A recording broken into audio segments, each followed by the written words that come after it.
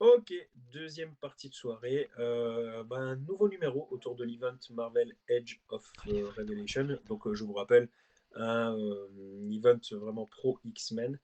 Il y a de nouveau quelques numéros principaux de l'event qui sont sortis. Donc, avec Martin, on s'est de nouveau réparti quelques tie-in en plus de ce numéro principal pour pouvoir vous présenter un petit peu tout ça. Alors, moi, ce que je te propose, c'est que je vais faire la présentation générale et après, je te laisse la main si tu veux dire quelques mots sur Amazing X-Men, encore une fois, vu que c'est toi qui l'as encadré. C'est vrai, c'est vrai. Si tu veux. Wouh! Ok. Donc, concernant l'event Edge of Revelation, donc je l'avais déjà expliqué la semaine dernière, mais si vraiment vous nous rejoignez en cours de route, je vous le rappelle.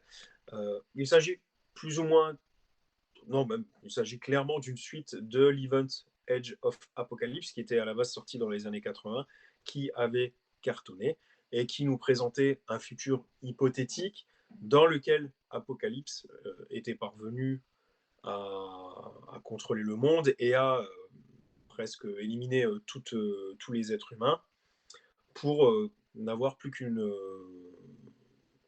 espèce, à savoir les mutants.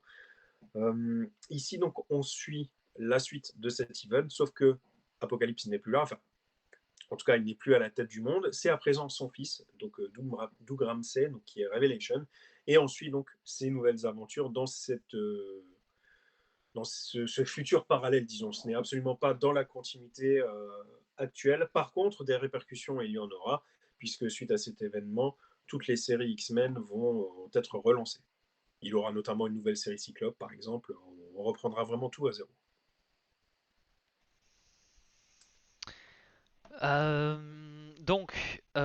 Quand nous avions parlé de Age of Revelation la première fois, j'avais lu le Amazing X-Men numéro 1. Donc il faut savoir que voilà, il y a beaucoup de titres qui sont lancés ou qui sont relaunch.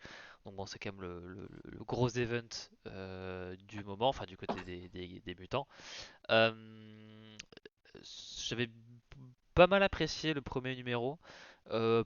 Peut-être aussi parce que j'avais un point de vue assez optimal là-dessus, où comme je suis pas énormément la chronologie actuelle des comics Marvel, je me suis un petit peu retrouvé propulsé dans ce sorte de nouveau, ouais, de ce futur hypothétique, en connaissant quasiment rien du tout. Du coup, je retrouvais un petit peu le même, le côté d'être un petit peu désorienté, voilà, parce qu'on suit Cyclope et le Fauve euh, dans leur corps du futur, mais avec leur esprit, enfin voilà, comme dans Age of Apocalypse à l'époque, mais c'est pas dans le passé, mais c'est dans le futur, bref. Euh, et ils étaient un peu en mode, bon Dieu, qu'est-ce qui se passe, bordel de merde, je comprends pas pourquoi telle personne est comme ça, etc. etc. Et j'étais un peu dans la même situation où j'étais vraiment largué en zone inconnue, et du coup je retrouvais un petit peu le même, la même immersion dans ce futur hypothétique en mode, je sais absolument pas ce qui se passe, mais les dessins étaient jolis, l'histoire avançait plutôt vite, plutôt bien. Donc voilà, que demander de plus quoi, un début d'event qui accroche bien, qui est bien dessiné, ça part bien. Ouais, c'est ça. Et ce qui était aussi extrêmement intéressant, c'est le fait que euh, toutes les cartes sont vraiment redistribuées, c'est-à-dire que tous tes personnages préférés de l'univers X-Men ne sont pas forcément dans du côté dans lequel tu as l'habitude de le voir. Donc tu as vraiment une répartition anarchique des différents personnages et ça c'est super intéressant à voir. Et là, pour le coup, tu as du coup un gros intérêt par rapport au tie-in parce que tu te focalises sur un personnage ou un petit groupe de personnages et tu essaies de comprendre pourquoi il est là. Donc, on va pas tous les faire parce qu'il n'y a pas vraiment d'intérêt. Puis le but, c'est pas de tout vous spoiler, mais prenons un exemple. On en a parlé la semaine dernière. Donc, X23, qui est plus du côté de Révélation.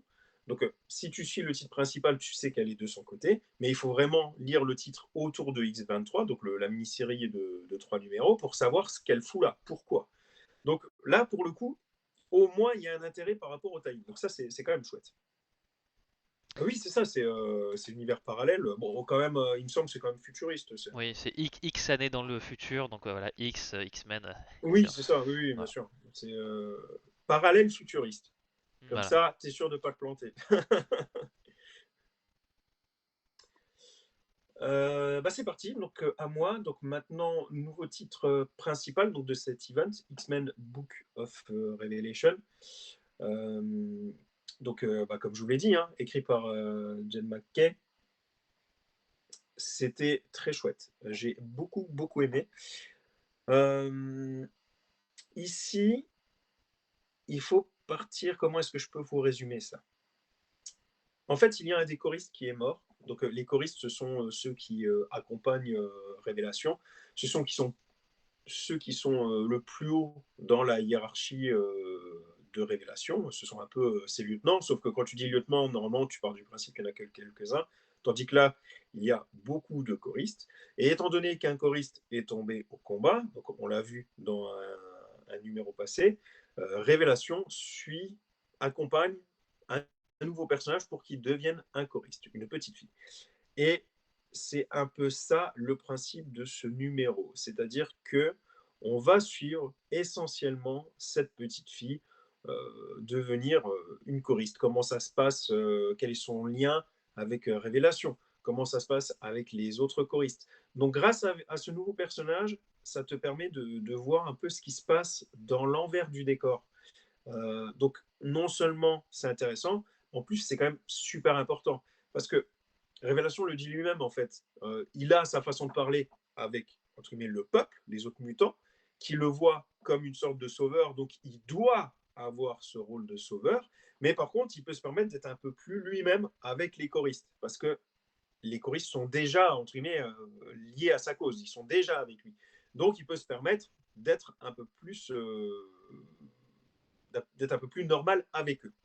Ici, ce qui est aussi intéressant, c'est de savoir si c'est effectivement son état d'esprit ou s'il y a un petit côté manipulation. Par exemple, le fait que Révélation dise à la gamine tu peux m'appeler Doug, la gamine, ça la touche. Forcément, elle se sent pas pousser des ailes, mais pas loin. Elle se dit qu'elle est un peu différente. Donc de là, Bonsoir tu dois Hypnos. te, te poser la question est-ce que c'est vraiment de la manipulation ou est-ce qu'effectivement il a un état d'esprit véritablement différent avec ceux qui sont là pour lui. Euh, Tout ça, c'était vraiment intéressant, c'est vraiment le cœur de ce nouveau numéro. Et on va se focaliser donc notamment sur LBK qui est ici à droite et sur Cortez qui est ici à gauche. Cortez qui tient un peu le rôle de choriste principal. Et en tant que choriste principal qui veut le rester, il ne supporte pas les autres choristes. Il est totalement détestable avec les autres choristes et il l'est d'autant plus donc avec la petite fille puisque non seulement c'est une autre choriste, mais en plus elle vient de débarquer. Donc elle est entre guillemets faible, influençable, il peut en faire un peu ce qu'il veut et il ne va pas rater cette occasion. Merci Mac. Ça me démangeait depuis un sacré bout de temps. Aussi important par rapport à ce numéro, on n'oublie pas Apocalypse, justement. Apocalypse est remis un peu sur le devant de la scène et de par un messager, on apprend quel est le point de vue sur la situation. Et le point de vue d'Apocalypse sur la situation, c'est qu'il n'est pas content. C'est-à-dire que de son point de vue, Révélation a totalement perverti la mission qui lui était attribuée. C'est-à-dire que avoir des territoires, avoir un contrôle, oui. Par contre, il n'était pas supposé de mettre tout à son nom. Or, les territoires, ce sont clairement les territoires de Révélation. Donc, ça commence à péter. Révélation n'est pas du tout coopératif. Donc, on commence aussi tout doucement à mettre des pièces en place pour bagarre, pour la bagarre. La En tout cas, bagarre. je suppose. C'est clairement le chemin, en tout cas, qu'on est en train de prendre. Donc, pour l'instant, très satisfait de la suite des événements. N'oubliez pas que de toute façon, c'est un univers futur parallèle. Donc, voilà, ils peuvent faire absolument tout ce qu'ils veulent. Il y aura zéro répercussion directe, en théorie, sur le véritable univers Marvel. Donc, pas de souci là-dessus. Bonsoir, Hypnos. Tu vas bien?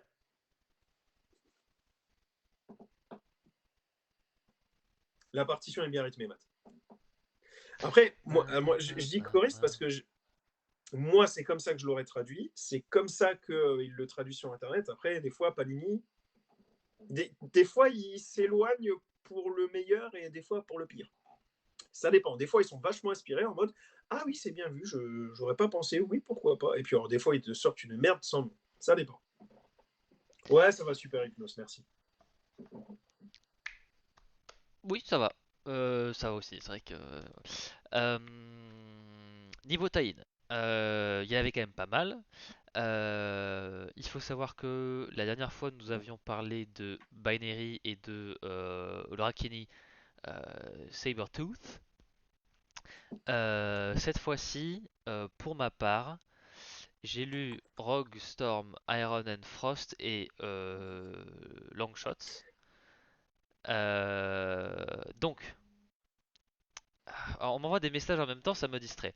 Euh, Ah, pardon, hein, le but c'est on n'arrête pas, on n'arrête pas de dire le but des lives c'est l'échange, c'est la non, mais communauté, et l'autre des maintenant il est messages ouais, mais je suis pas à dans parler, le mais j'arrive pas, oh là là. des messages pas dans le chat, des messages sur WhatsApp, ça n'a rien à voir. Donc ça fait vut sur le Ah, bureau, c'est chiant. pardon, pardon. Ouais. Monsieur a des amis. Pardon, faut faire un tri dans tes vieux Non, là pendant le live. c'est la famille en plus. C'est la famille. Donc C'est la famille. voilà. Euh, Ils attendront. Euh, donc, nous allons commencer par Rogue Storm. Comme on l'a Oh dit. vache, il est violent, Docteur Bishop. Alors attends. Dans les deux jeux. Bah alors, sur Rogue Storm, moi justement, alors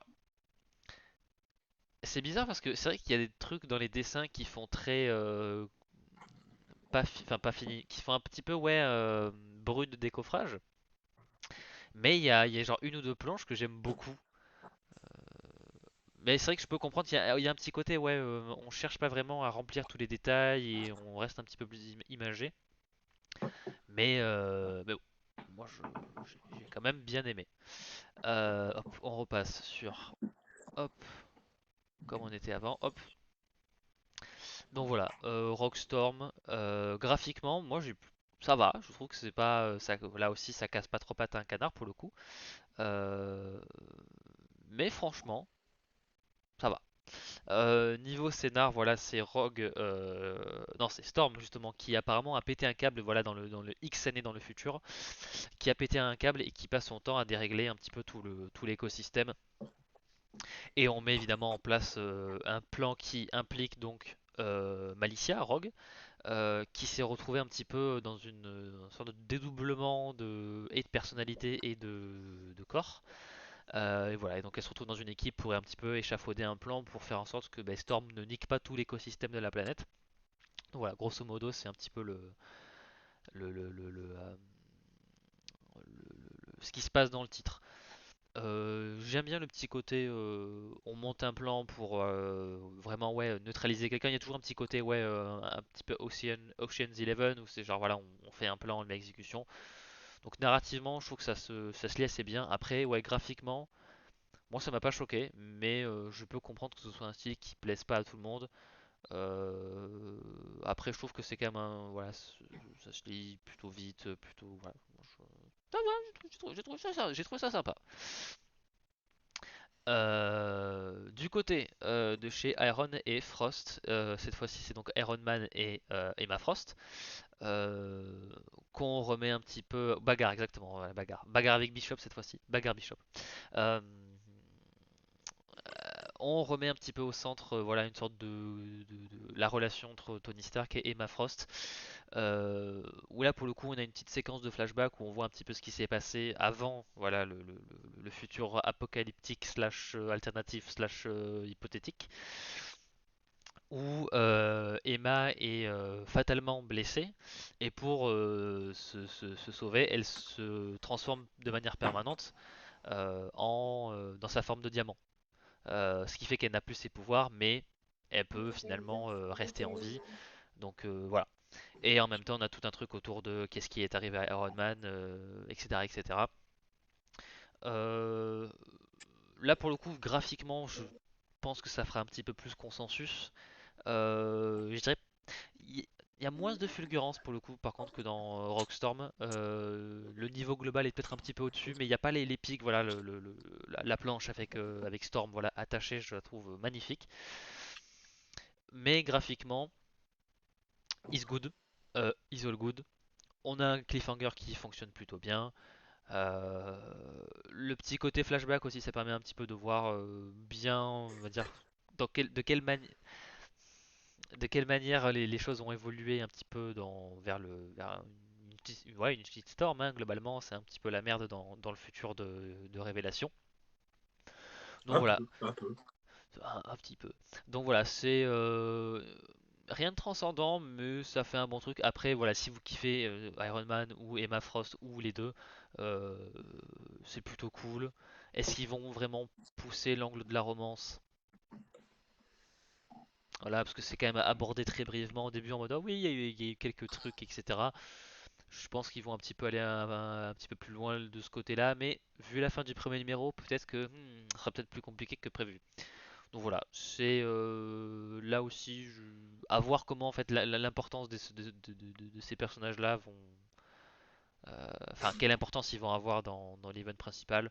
Donc pour vous dire s'il y a vraiment un intérêt pour le moment en termes de tie-in, je peux pas vous dire, mais ça reste agréable à lire. Euh, Par contre, ma petite bonne surprise de cet event-là, c'est Longshots. Euh, Il y a quand même Hickman dessus, hein, ça m'a quand même surpris, mais voilà, on a Jonathan Hickman à l'écriture. Euh, Où voilà, je l'ai un peu pris en mode. Je l'avais vu passer une première fois, j'étais en mode ouais, Mojo, c'est pas un coin de chez Marvel que je connais beaucoup, je sais pas si j'ai trop envie de le lire. Je me suis dit, bon, dans la liste qu'on avait, je me suis dit, bon, j'avais quand même envie de faire ce. Voilà, j'y vais, voilà, je tente le truc. Et au final, j'ai pas mal apprécié, surtout parce que ça me rappelle qu'on peut faire des histoires un peu méta qui sont pas juste insupportables. Ah, regarde, je fais des blagues de prout devant la caméra. Bonjour, je m'appelle Deadpool. Euh, donc bon, ça m'a fait plaisir de voir une histoire qui, voilà, a un vrai côté méta, mais pas juste en mode oh regardez, je casse le quatrième mur. Non, il y a vraiment un message sur ce qui se passe dans l'industrie des comics et des machins. Avec le personnage de Mojo, c'est logique, hein, le côté un petit peu producteur de télé, un peu dégueu. Voilà, donc je trouve que ça fonctionnait très très bien et on est un peu en mode peu importe le réalisme, la cohérence, on va au bout du délire.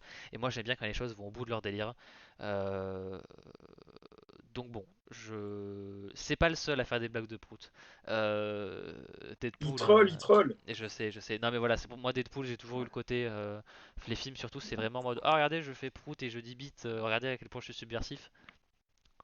Bon, ça fait marrer ceux qui ont 13 ans. J'ai eu 13 ans, hein, ça m'a fait marrer aussi, hein, je me mets pas au-dessus du lot. Mais donc à mon grand âge, hein, j'ai 25 ans, je cherche autre chose. Et là voilà, c'est un vrai récit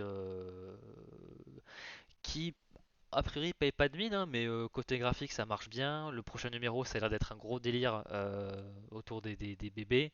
Donc on va vraiment, ouais, on se prend pas vraiment au sérieux, peu importe si on n'a pas envie de faire un truc trop dark ou trop dans la continuité ou je sais pas quoi. Franchement, bonne surprise. C'est bien écrit, c'est marrant, c'est méta dans le bon sens. Voilà, des trois tie c'est celui qui m'a le plus surpris, celui que j'ai le plus aimé. Donc voilà, si vous ne devez en garder qu'un seul, gardez celui-là, selon moi. Alors, moi j'en avais deux, des tie-in. Donc j'avais de nouveau un tie-in centré sur Révélation avec The World of Revelation. Ici, en fait, comme j'ai préféré faire un screenshot carrément des auteurs, parce que comme vous pouvez voir, en fait, il y a trois récits. Donc, du coup, vous avez tout autant de duos de scénaristes et dessinateurs. Donc, je vais dire un peu un point quand même de trois mots assez rapides sur chacun des histoires. Globalement, j'ai bien aimé. Euh, Non, il n'y a pas de mais en fait. Je cherchais le mais en fait non. Non, j'ai carrément aimé ce numéro en fait. J'ai beaucoup aimé. Alors déjà, la première histoire ici, c'est plus sur la forme que c'était intéressant. C'est-à-dire que on était plus sur une sorte de nouvelle illustrée. Donc à droite, c'est Matt, c'est Agustin Alessio. Et comme tu peux le voir ici, on s'éloigne quand même un peu du comic book, vraiment, pour être plus dans la nouvelle illustrée. Donc, c'est-à-dire avec beaucoup de choses à lire et plus une case pour montrer ce que tu es en train d'écrire. En fait, c'est plus dans le sens plus une image de présentation du récit plutôt qu'un véritable comic book. Pour donc la première histoire. Donc, on va dire à peu de choses près le premier tiers du récit. Euh, et ça colle très bien. Pourquoi? Parce qu'on te parle de révélation. en fait, du personnage de Révélation, avec tout l'aspect biblique que ça a. Donc ici, cette approche donne justement, je trouve, un ton un peu biblique, justement. Donc franchement, j'ai adoré. C'est un peu dommage que sur la fin, on rebascule, sur du comics plus classique, parce que ça m'aurait pas dérangé que tout le numéro soit de la sorte. Et même les tournures de phrases font quand même, un peu Bible, du genre, il déclara ceci et ceci fut fait, enfin des trucs comme ça. C'est un peu le genre de son de phrase qu'il y avait dans ce numéro. Et encore une fois, dans ce numéro, on creuse encore une fois aussi le point de vue d'Apocalypse sur la situation, qui visiblement sera bien remis sur le devant de la scène, comme je vous l'ai dit. Le deuxième récit, donc celui de Steve Fox et Jesus Merino, c'est celui autour de Hulkling et Wiccan. Donc vous avez l'image au centre. Euh, c'est, je dirais, la partie touchante du numéro. Alors, il faut savoir que déjà de base, moi, Hulkling et Wiccan, c'est un couple que j'apprécie énormément. C'est un duo, un couple que j'ai toujours aimé suivre, que j'aime beaucoup. Je les ai toujours trouvés très touchants et j'ai toujours trouvé que les deux personnages étaient quand même très bien écrits. Et là, ça n'a pas changé. Le duo était toujours aussi efficace. J'ai pris plaisir à les retrouver et surtout, justement, je les ai retrouvés. Je me suis pas dit, ah merde, ils sont pas écrits comme je les aime. Non, non, j'ai pas été déçu de la manière dont ça a été écrit. Euh, et avec une fin un peu plus fataliste, forcément, puisque bah, vous le savez, c'est l'ère de Révélation. Il n'y a pas des papillons et des paillettes à tous les coins de rue. Donc, pour vous donner un peu le principe de l'écriture, comme je vous disais que c'est bien écrit, plus le côté fataliste, je vous ai écrit un petit truc. Donc, il dit mon époux est un héros, il est mon héros, mais l'ère des héros est révolue.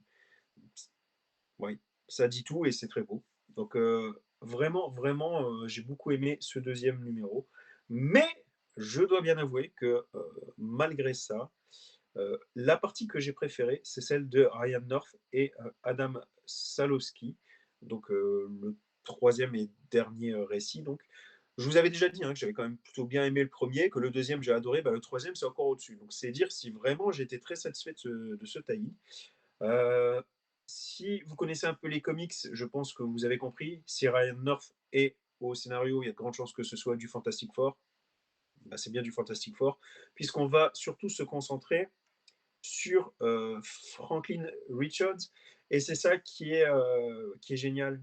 C'est qu'en fait, on s'y attend pas du tout, mais on se concentre sur Franklin Richards et en même temps, on se concentre pas sur lui. Et le truc, c'est que je vais m'arrêter là pour ne pas vous spoiler. Euh, mais c'est génial. Franchement, c'était énorme. J'ai beaucoup aimé. Et les dessins étaient vraiment très très bons. Je ne m'attendais pas du tout à un numéro pareil, donc c'était chouette. Ouais, c'était chouette. Ça se voit en fait que tu peux faire ce que tu veux, je veux dire. Encore une fois, il n'y a pas de répercussions. Donc clairement, j'imagine très bien Ryan North en mode, bon, je vais faire un personnage au Fantastic Four, j'ai 10 pages à tout casser, qu'est-ce que je fais? Ah, ouais, 8 planches, ouais. Oh, ça peut être sympa, je vais faire ça. Et bah ouais, ça marche du feu de Dieu. Donc ouais, très très très très satisfait de ce tie-in. Je pense que pour l'instant, j'en ai lu, je crois, 5 ou 6. C'est celui que j'ai préféré. Un peu moins de choses à dire. Donc Sinister Six, donc, écrit par David Marquez et dessiné par Raphaël Loureiro. Ici, donc, on suit Sinister qui a mis en place un groupe de 6 personnages pour, euh, pour essayer d'atteindre ses objectifs. Et son objectif, lequel est-il? Eh ben, c'est celui de récupérer le trône de Révélation. Donc pour ça, il a monté ses Sinister Six, donc qui est composé de Havok, Black Cat, Domino, Omega Red, Phantom X et Venom. Euh, Venom.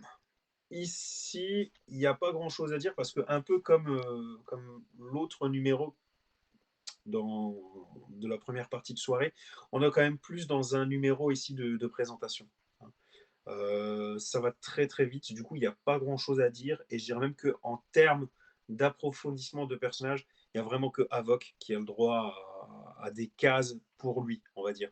Sinon les autres, pour l'instant, ils ont deux trois punchlines, deux trois coups échangés, mais c'est tout. Mais ils n'ont pas d'approfondissement, contrairement à Havok, qui a un peu plus de temps de développement. Donc pour l'instant, je ne peux pas trop m'avancer sur ce titre. Euh, je pense que comme tous les autres tie grâce au principe général de l'event, il a son intérêt. Après, il faut voir ce qu'ils en font. Euh, Par contre, du coup, je peux déjà m'exprimer concernant les dessins. Moi, j'ai rien à redire. C'était plutôt chouette. Et surtout, j'ai beaucoup aimé le design des personnages, notamment là, le design des costumes. J'ai trouvé ça plutôt chouette. Donc voilà, je vais pas aller au-delà parce que pour l'instant, je préfère. Pour l'instant, je suis encore sur mes réserves, on va dire.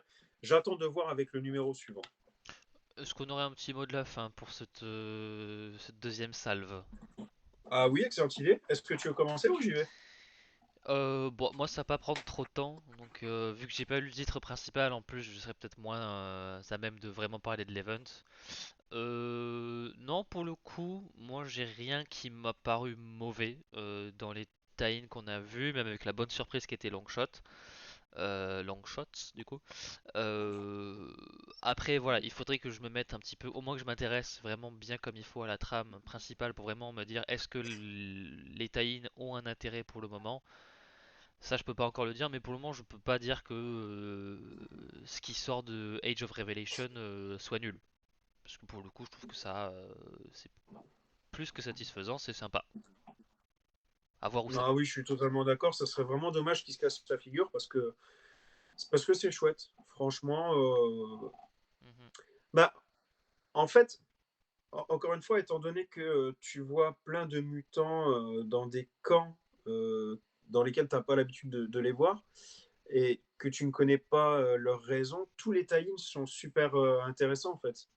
Parce que tu te focalises vraiment sur les différents personnages, alors que d'habitude, dans les tie bah là on l'a vu encore avec One World Under Doom, en fait, ok, tu développes des personnages par rapport à un nouveau contexte, mais les personnages restent globalement fidèles à eux-mêmes, donc tu n'as pas véritablement de grosses surprises, quoi. Et en plus, de temps en temps, le lien avec l'event principal n'est pas si évident que ça. Donc c'est pour ça que souvent ça pêche. Mais ici, c'est pas du tout le cas. Donc pour l'instant, on est loin d'avoir lu l'event dans son intégralité, pardon. Mais au niveau des titres principaux, donc j'ai relu ceux de Martin, puisque bah, c'est lui qui avait lu les premiers. Moi, du coup, là, je prenais en cours de route, donc j'ai relu les premiers avant. Au niveau de l'event principal, je suis quand même vachement satisfait pour l'instant. Je pense qu'il y a moyen de proposer de bonnes choses. Et au niveau des tie soit c'est très bon, soit c'est au moins prometteur. Donc je pense que pour l'instant, on s'en sort quand même plutôt bien. Ça fait bizarre, hein. Deux events Marvel de suite où, pour l'instant, on a au moins l'impression de sauver les meubles, qu'on se dirige quand même vers un truc qui est pas trop dégueu, quoi.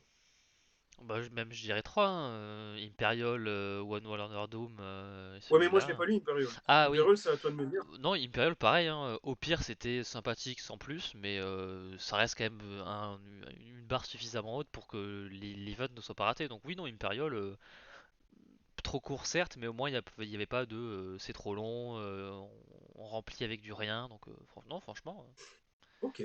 franchement ça Bah, va. tu te souviens, moi, j'avais pas lu Imperial, moi, j'avais lu Godzilla. Tous les Godzilla. Ah oui, ça, à chacun son running gag, hein.